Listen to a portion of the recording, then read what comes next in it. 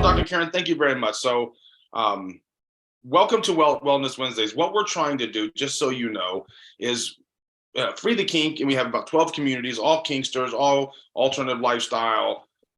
And we started wanting to do this thing called Wellness Wednesdays, and we have an amazing individual that's been helping us, Devin Stone, who does like a list of resources every week. But I mean, none of us are psychologists or therapists, or none of us are qualified, okay, to give medical advice. I mean, that's one of our rules too, right? We don't give medical advice here because we're not qualified to do it. And so I said, wouldn't it be great to go to the CAP professionals from the NCSF and see if somebody might be interested in doing this every week, or not, each week having somebody come on. And it's amazing. The response has been so awesome. I didn't think people would, because it's not, you have busy lives. So thank you. It was really impressive. But we're all secretly nerds about this stuff. We love to talk about it. We love to talk about mental health and why it's important and what we think people can do to take care of one another. Yeah, absolutely. Well, let me introduce you. So Dr. Rachel Kieran, all right. Let's talk a little bit about, let's go through your background and history, right? So you call your specialty sexual, gender, and I think you said relational diversity. Yep. So can we get into a little bit, what does that mean, and what all do you cover? You speak at a big events like Frolicon. That's a huge event. Well, okay, so I'll tell you that is a much easier question to answer for my kinky folks than it is for the wider population. So when I teach to a group of psychologists about my specialty area of sexual, gender, and relational diversity, then I have to explain, I kind of tell them, I'm like, okay, imagine the most stereotypical relationship or person you can. And then I tell them that I work with everybody who doesn't fit that stereotype. And when I talk to the kink community and my polyamorous communities, I'm like, oh, I'm the polyamorous friendly therapist. I'm the kink friendly therapist. I'm the person who's in the community and who's also a psychologist and a therapist. But the reason that I came up with this kind of very broad umbrella term was that I don't just work with people who identify as polyamorous. I work with folks who might identify as ethically non-monogamous, but polyamory doesn't feel like the right term for them. Or I might work with folks who are struggling with, oh, I'm not sure if this is right for me. And so I really wanted to broaden the idea and say, look, we're all kind of struggling with labels and figuring out, what feels most authentic for me. And the reality is that all of this is just a spectrum of diversity, right? Whether your relationship is, for example, monogamous or not, I think there's some incredibly powerful relationship skills that we can use to strengthen all of our relationships. And yes, there are things that we love to talk about in the kink community, particularly. I tell people that I am a happy victim of the cult of communication and consent because they're such useful skills, no matter what kind of relationship we're having, no matter what conversation we're having, no matter whether it's about who's going to do what to whom in the bedroom, or how is the dishwasher going to be stacked, which is a thing that people have very strong opinions about.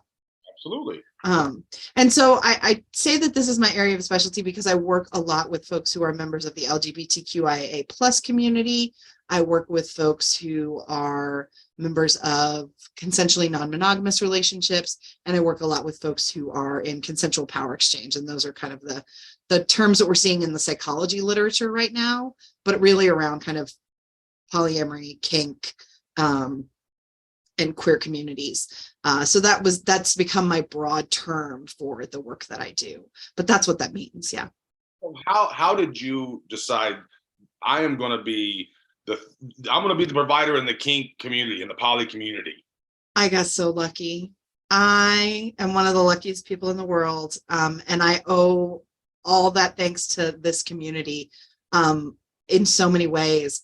It really started with, I got interested in, what were some of the particular issues that were challenging for folks who were dealing with coming out issues. So I was, before we were even really talking about polyamory and kink, people in the psychology community were talking about, discrimination and how that was impacting people who identified as gay and queer. And there's a long history of how psychology addresses those issues. and has had to, kind of revise some things there. And so I was interested in that in graduate school, particularly as a person who identifies as queer myself. And then it kind of followed on from that, finding my own personal experience and then being interested in that professionally.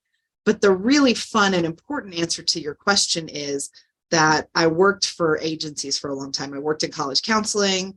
And so I got to do some of this work, but also just saw, whatever clients, whatever students needed help. And then eventually I left and I said, I'm going to go into private practice.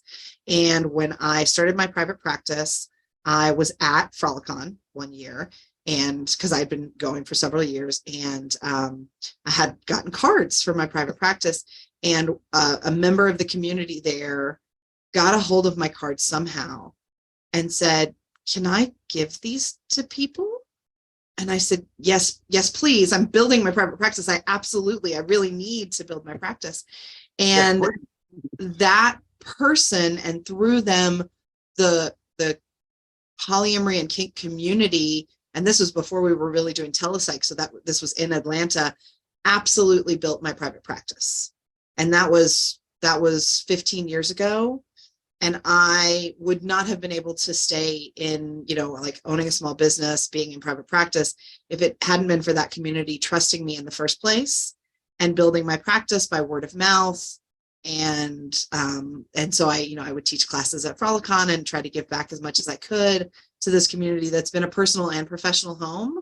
So I get to work with the best, most interesting, most fun clients because they built my practice. So I was going to ask you that. That was one of my next questions, was how long have you been in private practice? So that answers that. And being down in Atlanta, right? Atlanta has got from what I understand, one of the most amazing, diverse, big scenes, if you will, in the country. It's one of the most robust scenes in the country, right? For BDSM, DS, alternative lifestyle. So yeah, that's pretty good. Do you focus mostly in Atlanta, or do you take clients from all over? So the world has changed a lot since kind of I think it was 2007 officially that I started my private practice. And it used to be that psychologists weren't really thinking a whole lot about like virtual therapy. We thought, okay, we meet in an office with people, so people would have to come to me. That was starting to change just before the pandemic happened. And then, of course, when the pandemic happened, that the accelerator just got slammed on how can we shift the modality to make therapy accessible to people if we can't meet in person. So fortunately, my particular profession, psychologists, got really lucky because we were already talking about that a little bit, and there was some activity happening around how can we do that where people might want a specialty that someone only has in another state. I would get requests all the time. Somebody would call me from out of state and say, hey, can you do therapy with somebody who's in St. Louis? And I would say, actually, I can't because I'm not licensed in that state. And so what happened was a couple of pieces of legislation were put forward, and multiple states came together to create what's called an interjurisdictional compact so that you can practice across state lines. So I am what's known as a Psy.D provider. So I am licensed. I have kind of an additional license to practice psychology in any of the states that are registered with that compact. And right now it's, I think, it was 33 states last time I checked, but it's increasing pretty regularly. So really I can see. That's really it's wonderful. It's wonderful, especially, in Atlanta, there's lots of us, but at one point I had folks who would drive a couple of hours to see me because there was nobody near them. So if you live in a rural area, if you happen to be married to the only person who does this work in your area, how do you find somebody? Or if you're a therapist and all the therapists, and all the therapists around you are your colleagues, how do you find somebody who can be your therapist? And so this has been really great. So I see folks in probably 5 or 6 states now. And I do a lot of telepsychology for that reason. And it's been great for people. I still see some people in person. Sure. But I think I think being able to do it, like, via Zoom or however, I know you got HIPAA compliance, but how do you do it? It's hard for a lot of people, I think, that going and getting in there, going into the waiting room, worrying about who's going to see you or what the thoughts are going to be. Sure. In the privacy of your own home, that's got to make it a lot easier for some people. Some people, I'm sure, love to be able to come in face to face. If I was going to use a service, I would like to do it like this if I could. You Yeah. know. Yeah. It's just being able to give people the option has so many opportunities to create accessibility. I mean, one of the things that it really created for people was for people for whom leaving the house is not as simple as just jumping in the car. So for people who may have varying disabilities, for people who may have terrible anxiety around something like driving even, Yeah. it made access to therapy so much simpler. And then also for a lot of clients who are working, I have clients who, I said, hey, if you want to come back to meeting in the office, you can. And they said, look, to get to the office, it used to take me an hour to drive, or at least to make sure that I had time to get there, an hour to do my session, and then an hour to get back to work. Now I'm working from home and I can take some time to collect myself before therapy. I do encourage people to not jump straight from a meeting into their therapy session, but they're having to take less time out of their day. And, as a busy person myself, I absolutely understand that. There's a multitude of reasons why it's really helpful. And the research suggests that it's as effective for most people as in-person therapy. So I love being able to give people that option. Sure. Now you do a lot of presenting on therapy competence, right? In and around the area of kink, poly, BDSM, the alternative lifestyle. I'm kind of a two-part question here, if we can. Sure. One, Sure. what does some of that look like? And are Mhm. more and more therapists taking this, part of our lives, people who are in this life seriously, or is it still something that's not talked about? And the second question to that, I would have to say, is when people are looking for a therapist, what are some of your tips to find one that, because right, you want one, I assume that you kind of mesh with a Sure. little. Well, okay, so don't let me lose track of the second question, but let me say a little bit about what I think competence looks like in this area. And if you look at all of the ethical codes, like any mental health professional, whether it's a social worker or a therapist or a licensed counselor or a psychologist, all of our ethical codes basically say the same thing. They say responsible mental health professionals don't do work that's outside their area of competence. So if somebody called me and said, hey, will you testify in court for me as a forensic psychologist? I'd say no, because I'm not a forensic psychologist. I may know lots of things, but I don't know anything about interacting with the judicial system. You want somebody who knows that work really well. So competence is a really important thing in these professions.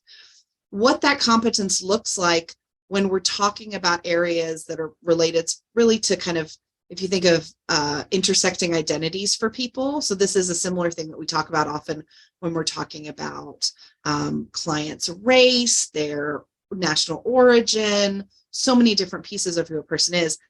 You can't know everything about it, what it's going to mean to somebody to be, whatever identity they may name.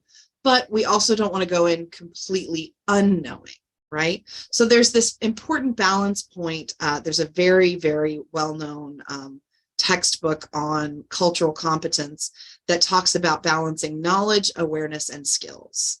And Dr. Sue and Sue, who wrote that textbook, really say, look, you probably need to be a little curious. You need to know at least a little bit, and then be aware of, is this an area that you can competently work and are comfortable doing work?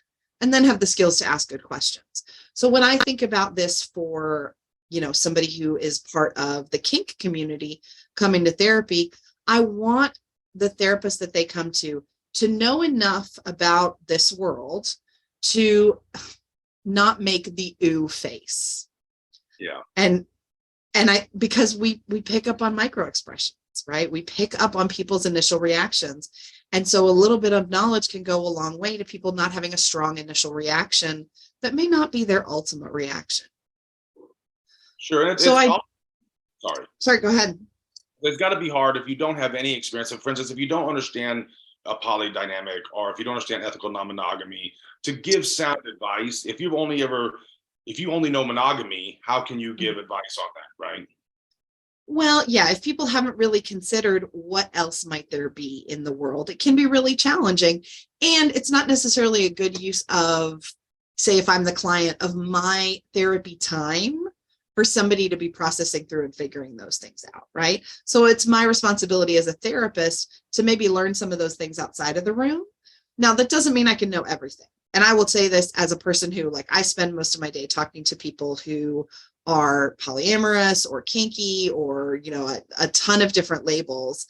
And it happens frequently that somebody comes in and says, I'm into this thing. Do you know what that is? I will often say, I definitely have heard of that before. I've had some people have that experience. Tell me what that means for you, because we all define our relationships differently. And just because two people use the same label doesn't mean they have the same expectations and rules. So we have to be careful that we're not just making assumptions, that we don't go too far the other direction and make our own stereotypes. But having some knowledge and not being surprised by things is definitely part of therapist competence. And then having the ability to talk about and be curious about, well, what's this person's experience? What is it like? How do they experience their relationship? What is wonderful and exciting and fun about it? What's challenging about it? What are the relationship agreements between whoever may be in these relationships? Or what is this person's identity, and in what way is it still growing? In what way are they still learning about themselves and exploring new things? So competence, really, it's a pretty basic level of competence, and it's the kind of thing that I like to see in all of my colleagues in the mental health profession. I just tend to throw them an area of information or knowledge that maybe they haven't been exposed to before, and that maybe they might want to think about, because they probably will come across a client who has had an experience in this area. And because of the social norms that we're all up against so often, who may not even think to share it with a therapist, especially if it's not the thing they're particularly dealing with at a time.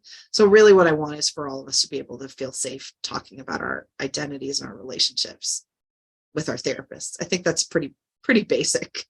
Yeah, and that brings me to the next thing, because you had mentioned earlier about how, you know, kink and BDSM used to be looked at a certain way, and now it's different. So, right, so there was a change. Like, I'm not a therapist, like DSM or whatever.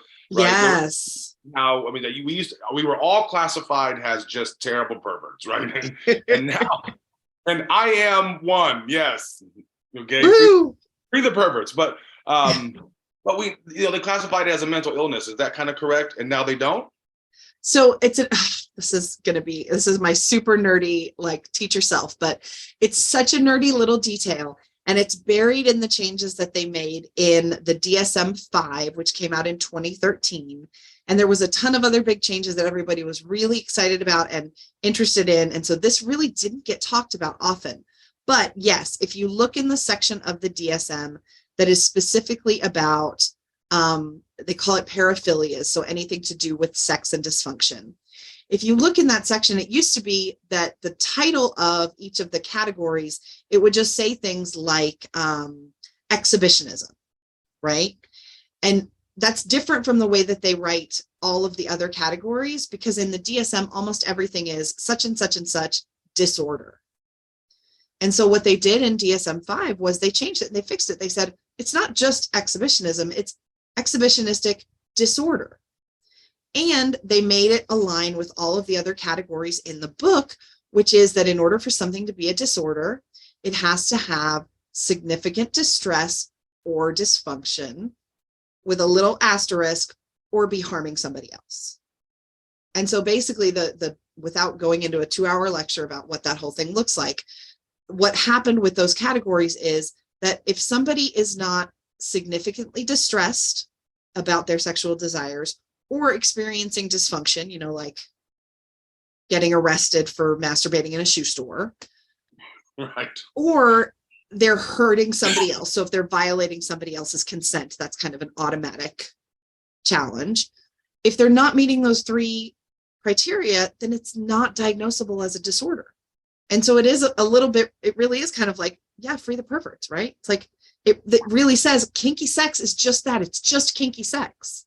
It's not inherently pathological. And that was a really important thing for psychology to say, and also something that we didn't talk about enough in the psychological community when that differentiation was made.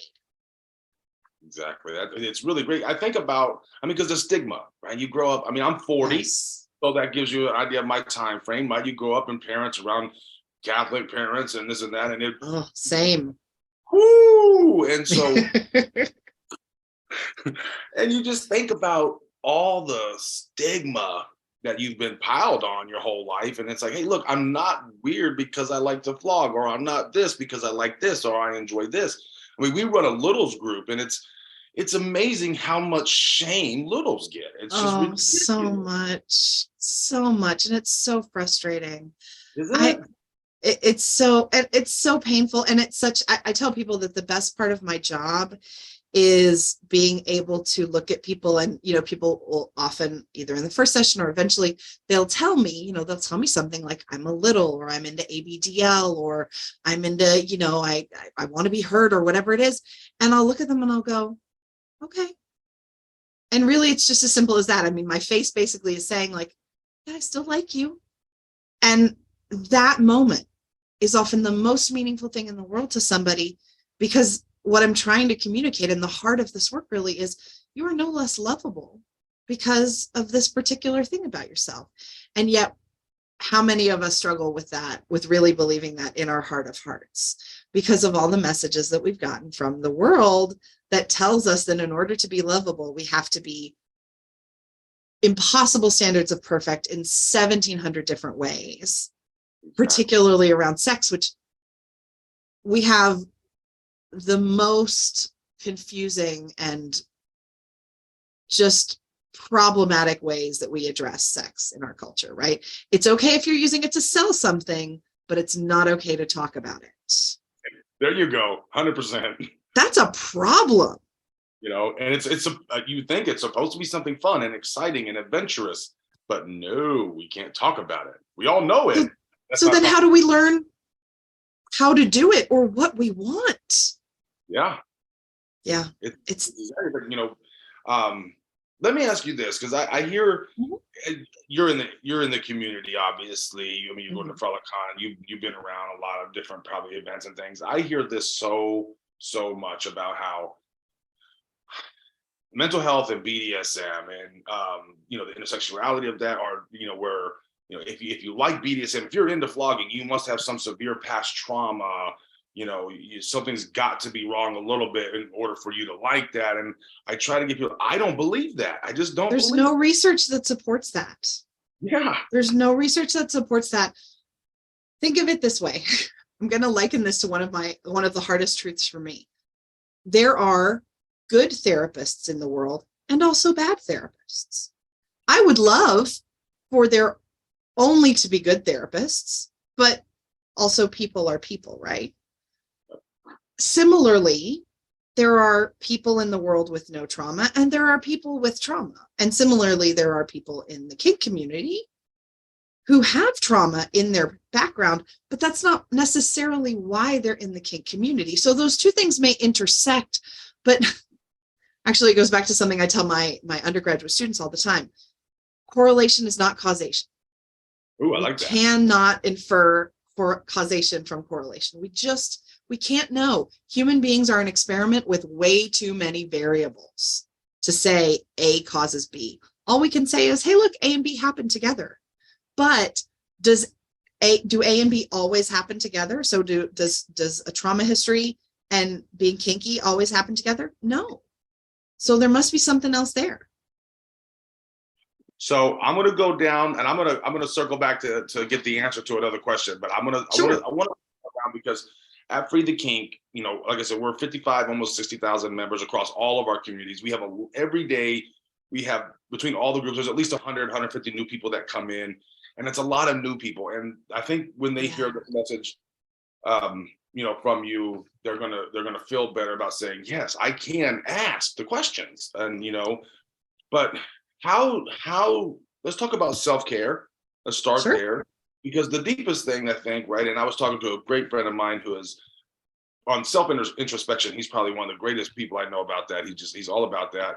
And so looking at that, for them to be able to get over that stigma and feel comfortable enough to start opening up, what are some things that you would suggest?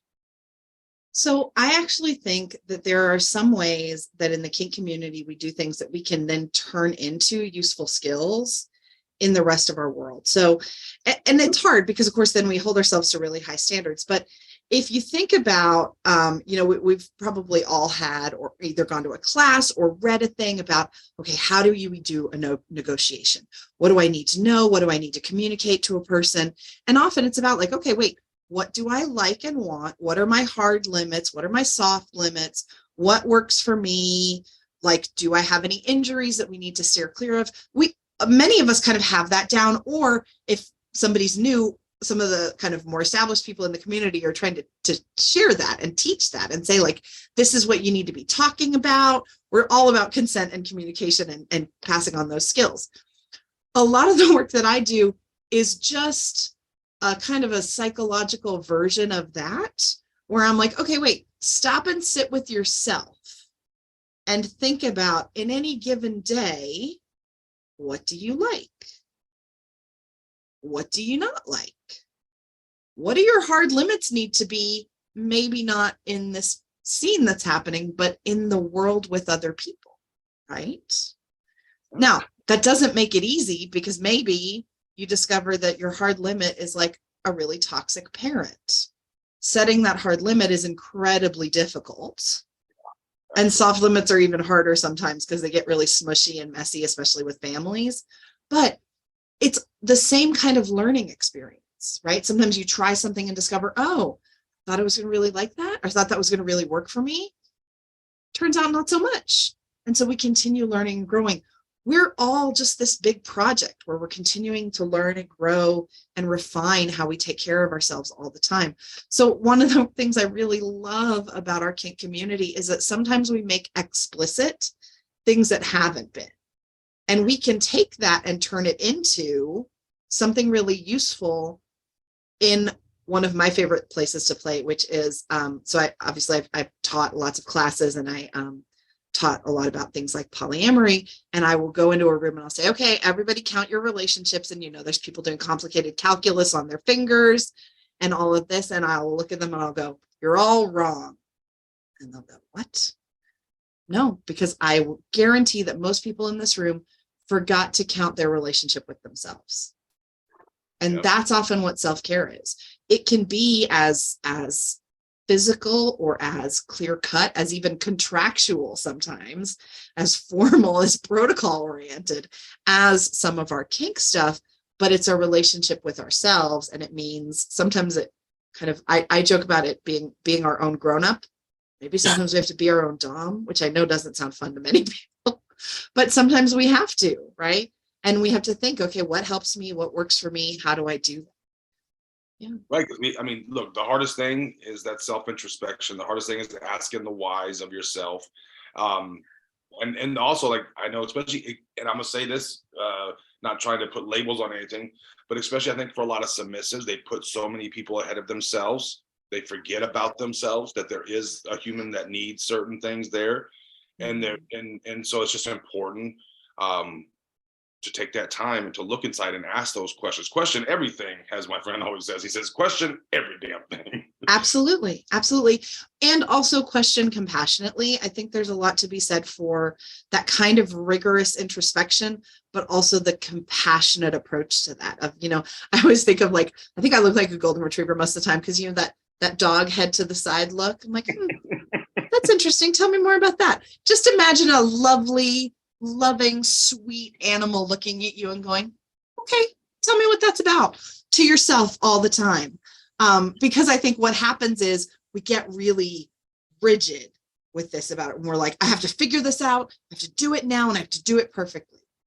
No, do it softly. Do it messy. Make mistakes and learn that way. The self-compassion is the hardest part of all of this, allowing ourselves to get it wrong, but learn, like, oh, yeah, that thing was not for me. Let me try something else. Yeah, there's no such thing as perfection, right? It's all a process. It's all progress. Absolutely. Absolutely. And you're allowed to enjoy the process of learning about yourself and figuring out what works and what doesn't. That's been the funnest part, actually, for me over the last, say, 10 years is the journey. That's been sometimes the end results were like, yeah, that was great. But the journey itself was great. Yeah. Well, and if we can give ourselves that freedom, it's remarkable. But again, I think there's a piece that sometimes it's a reflection of a community, because, I think many of us have this idea of like, get very excited about like, oh, I think I might be kinky and I'm going to do it. And I'm going to be perfect. I'm going to do it just right. And we have to unlearn that. It comes from our enthusiasm. We have to realize like, oh, maybe just right is just me. That's what's right, is what I want. And we're so anxious in relationships. And of course we get stuck there, but also we live in a world that's not very tolerant of mistakes, that really implies somehow that if you try hard enough, you can do things perfectly, which is absolutely not true. There's no such thing as perfect. And often trying to do that is the enemy of not only doing a good job, but also having any fun as we're doing it. So I'll keep using this phrase because I think it's really important. The idea of self-compassion for all of us, no matter what our role, is so important. Yeah. Absolutely. I couldn't say it better. So 15 years on your own practice, right? That's what you said. Yep. Obviously, you've seen things change. You've seen things go through a lot. You've probably heard, what's the worst part of your job? I mean, what's the hardest thing for you? Ooh. Okay. How aggravated social justice warrior do you want me to get? It's your platform right now, right? I mean, I'm trying to bring the heat to my members. That's fair. I mean, the worst part of my job is that I can't help everyone. I think that for me, the worst part of my job is that I somehow have to make a business of it and pay the mortgage. In a perfect world, that would not be a consideration in whether I could provide services to people. The lack of access to healthcare in our society is something that makes me very, very angry, because we all need mental health care. We all need adequate resources. And the fact that somebody who's struggling might have to choose between therapy and rent or car payment or any of those kinds of things, that is the worst part of my job, because often I'm because I'm in private practice and I'm like, it's a very small business. I do all the work myself, really. I'm the one often having that conversation with somebody and often saying to them like, no, I don't want you to put yourself in a bad financial position just to be able to get therapy. Let's find you a different resource.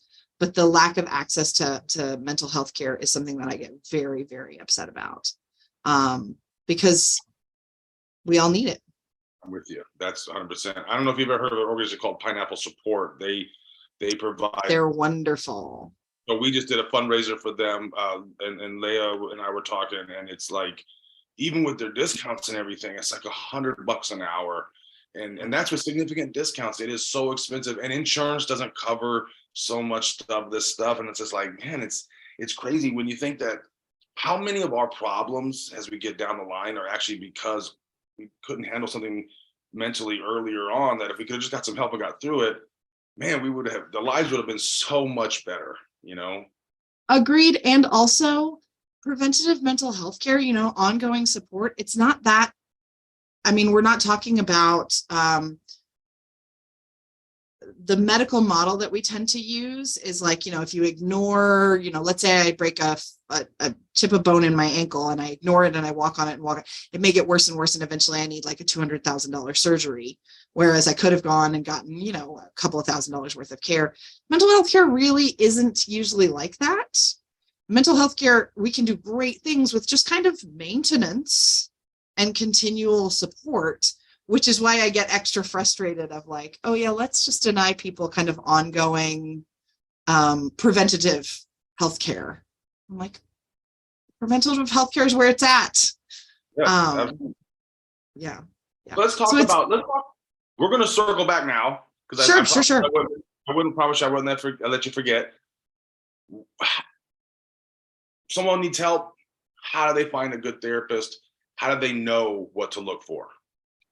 That's a great question. I will often talk with new therapists about kind of how they signal to people that they are a safe place to talk about these topics. And some people are more obvious than others. So for example, I'm actually redesigning the logo for my own small business right now, because I now have 2 associates who are working under me. And so we're branching out a little bit. My website is not subtle at all. right? It has like, it has a little true scale, so a little flag for BDSM. I have a little like poly heart. We're flagging for everyone who's in the know. And also it's flat out in the text, right? My website is not at all subtle because of course this is mostly the community that I work with. Other people who may have this knowledge and may be very open to working with people may not be as obvious as I am because it is not their whole practice, right? Their specialty might be in working with, say, particularly treatment-resistant depression, and also they have this competence and awareness, but it's not the main focus of their practice. So it might be a little subtler sometimes, and I know that everybody's looking for their therapists online. But when people do those searches, what you'll find is that people often who said, I do want to do this work, I want to provide services to these marginalized populations, are often listing themselves on specialty therapist lists. So things like the Kink Aware Professionals that NCSF hosts. There is another one. It used to be called Polychromatic. I think it's now called Poly-Friendly Professionals. That somebody hosts online. There's several others like that. And I think Pineapple Support has a list as well, don't they? They do. I believe they have a list. Yeah. So there's multiple kind of specialty lists of therapists. Those are much, much smaller than, of course, you have big lists of therapists, like, for example, Psychology Today, which is a popular magazine. They have a listing, a website where you can pay for a listing as a therapist. And they have added an ability to search by some terms. I can't remember what terms they're using, but you can search for things like polyamory friendly, or I think you can search BDSM and kink.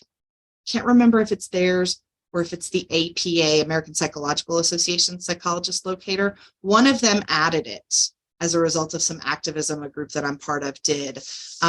So there are some places that are getting better about including the ability to narrow your search down, because obviously on the Psychology Today website, there are hundreds of thousands of therapists.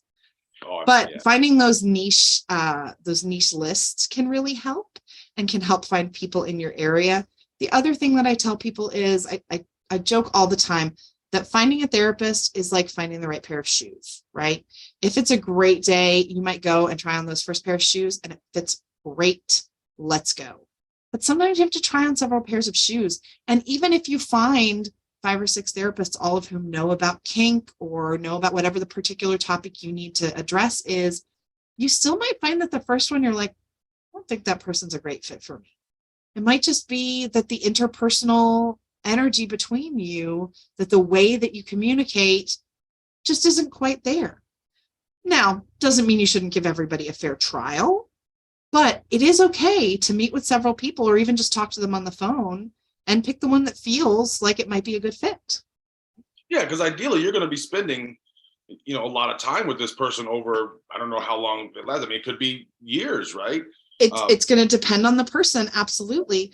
But yes, absolutely. A lot of time and a lot of emotional intimacy, right? It's kind of like jumping into a relationship and then deep diving really fast, because people. I wanted to say that, but I didn't know if that was okay to say. I'm like, it's almost just like a relationship, really. No, it is, because if you think about relationships, a relationship is they're not exclusively sexual or romantic. I absolutely have a specific type of relationship with my clients. And it's one of the things that identifies the therapeutic relationship is that it is emotionally intimate without being physically intimate, and without being like, I don't have, I joke that if a client comes to me and says, well, so I spent the mortgage money on a sports car, I'm going to have a different reaction than somebody who like shares a home with that person, which is how we're not only not physically intimate, but my life isn't dependent on theirs in the same way, which gives me some objectivity. But that doesn't mean I'm not emotionally intimate with those people. People come to me and the first hour I meet them, they might tell me about the most difficult thing that ever happened to them. That's some real emotional intimacy. And probably so that more, it probably more it can than be scary, because people are going to tell you things that they may not even tell their partners. Sometimes. Yeah. And that's a lot of trust. It's a huge responsibility. It's a huge privilege for me to get to do that for people. But also, it's not necessarily going to work. You're not going to want to do that with every single person that you meet. You also teach at university. Do you teach around this at the university? I kind of sprinkle it in. I make sure that, like, for example, if I'm talking about sex, I always talk about like, hey, guess what? There's more than one way to have sex. I like to break some of the definitions. I remember the first year that I taught, I think it was abnormal psychology, there was a note in the textbook. I don't know why the textbook felt the need to define the term infidelity, but it defined it as somebody having sex outside of a dyad. And I was like, oh no, we're stopping. Like, whoa. So I will definitely, my students know they can distract me and get me off topic, but I don't exclusively teach about this. So I teach undergraduate students. And so I teach abnormal psychology. I teach about kind of careers in psychology, and I teach an intro to clinical and counseling psychology. So it's kind of like basic counseling skills class. So we do talk about these topics a little bit for maybe 1 week out of the semester in each of my courses, but it's not my whole semester in any of my classes. Gotcha. So let's do it, because I mean, if someone sees this and they want to reach out to you, and we're going to put all the information. I mean, sure.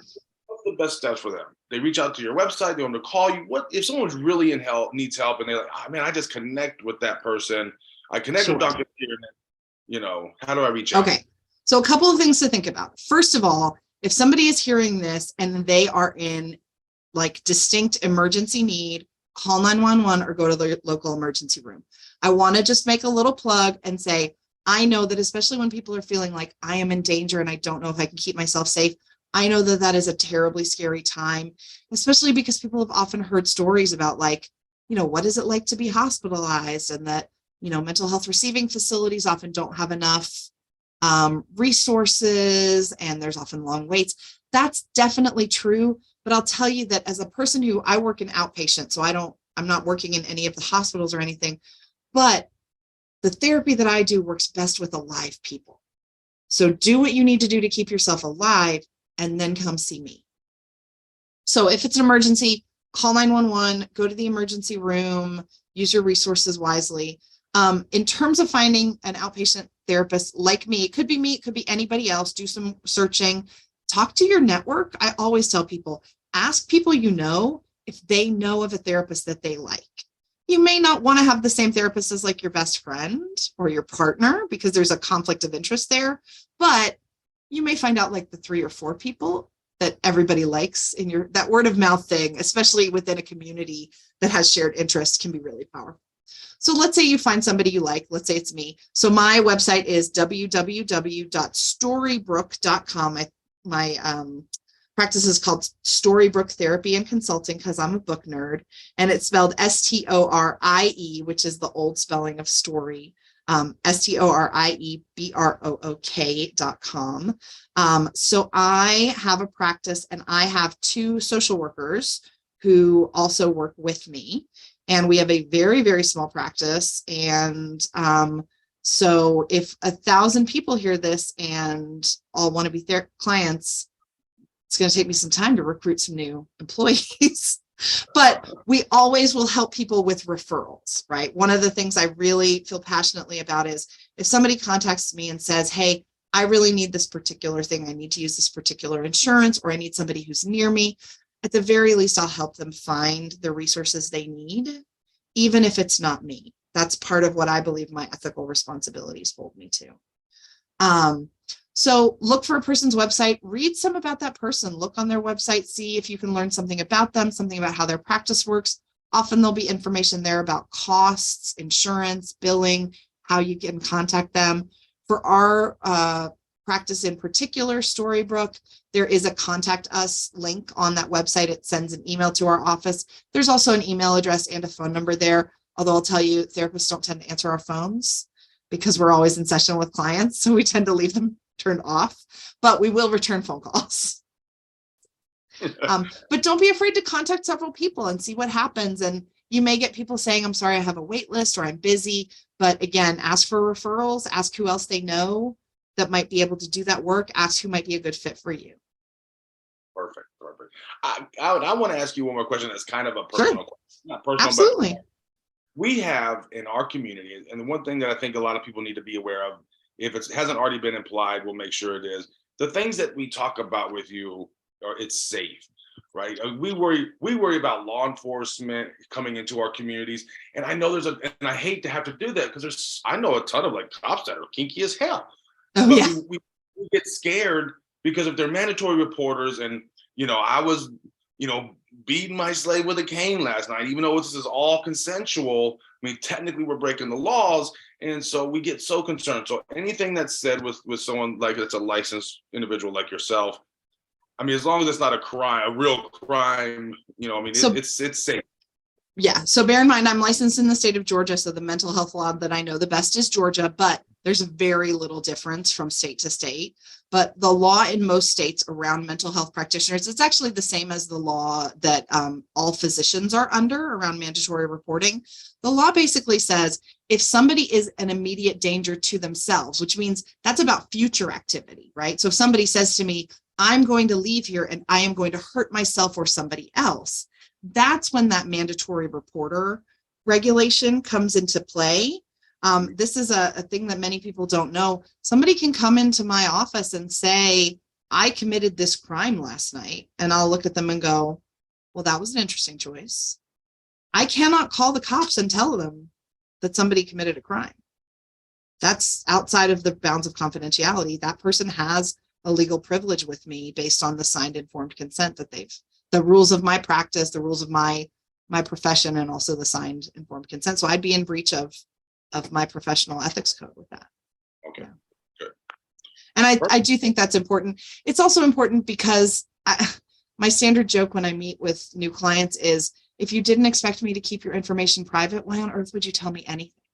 Much less about things that might feel challenging in a world that has a lot of discrimination. But why would you even tell me stories about who you are and where you work? And we're not going into this wanting our stories told. We want a safe place to tell our stories. So the very heart of the therapy relationship is confidentiality. It cannot exist without it. And we take it very, very seriously. I can't speak for everybody, but I can speak for myself, certainly. I take it incredibly seriously. Awesome. Dr. Kieran, thank you so very much for spending this time with us. If there's anything that we can ever do for you, please let us know. Oh, well, it's my pleasure. It's my pleasure. I am always happy to help, and also happy to get to chat with members of my community. Absolutely. Thank you so much. Thank you.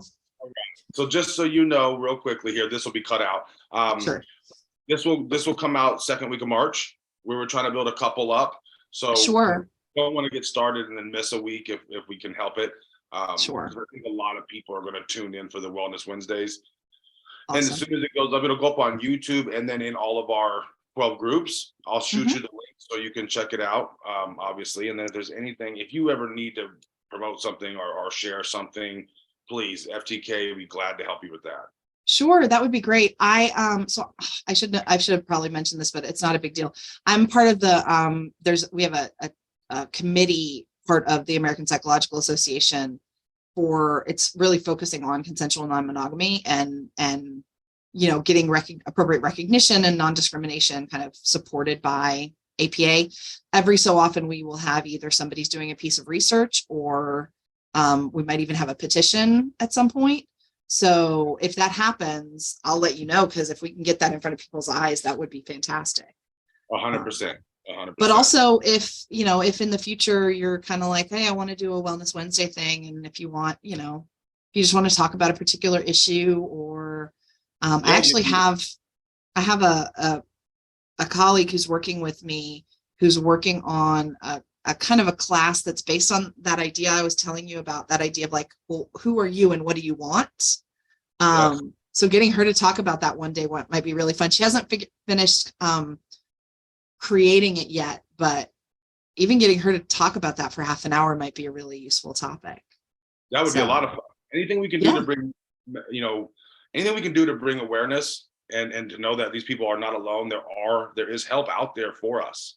And in the absence of free mental health care for everybody, I think one of the things we do is we start patching together these resources, right? So, I'm putting together a list of YouTube videos that I'm putting on our website so that people can do mindfulness meditation without having to pay for it if they can.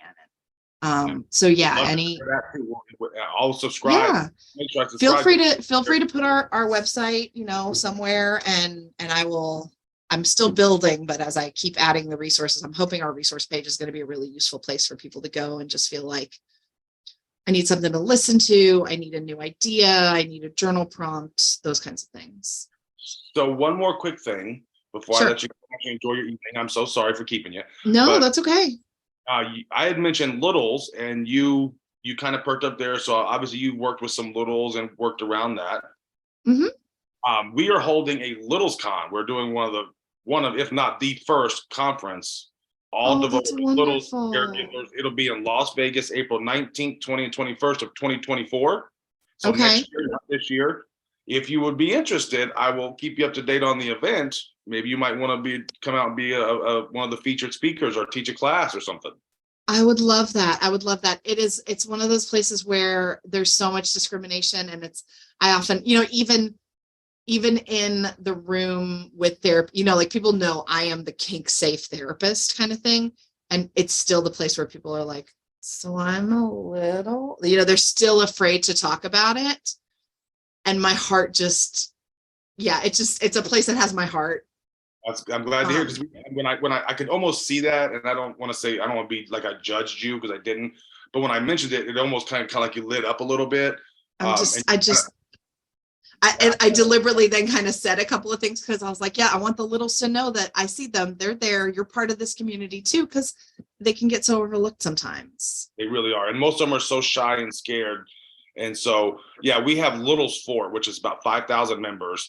And we're going to be I saw that when I looked at the website. I was like, oh, I love it. They've got their own space. They sure do. And we protect the hell out of them, man. We are crazy. Me and my partner, Yeshua, we are crazy protective over the caregivers and the littles. Oh, so I love it. All right. Thank you so much. That sounds really fun. I'd love an excuse to come to Las Vegas. Let's keep talking about that. That'd be great. You come out, and tickets, your ticket's already covered. You're covered, man. So we'll have a great time. Okay. Okay. Yeah. Keep me posted. The theme is Candyland, and we're going to have a whole game, and it's going to be so much fun. I'm going to let you know, someone else no one knows yet. We have the mechanical bulls? Yeah. We have a mechanical unicorn that's pink and purple, and it's so much fun. And it's in a big inflatable. I love it. I love it. Okay. Thank you so much. No problem. I'm happy to help any way I can. I'll talk to you again soon. Okay. I'll talk to you soon. All right. It's been a pleasure, Mac. Thanks so much. My pleasure. Thank you.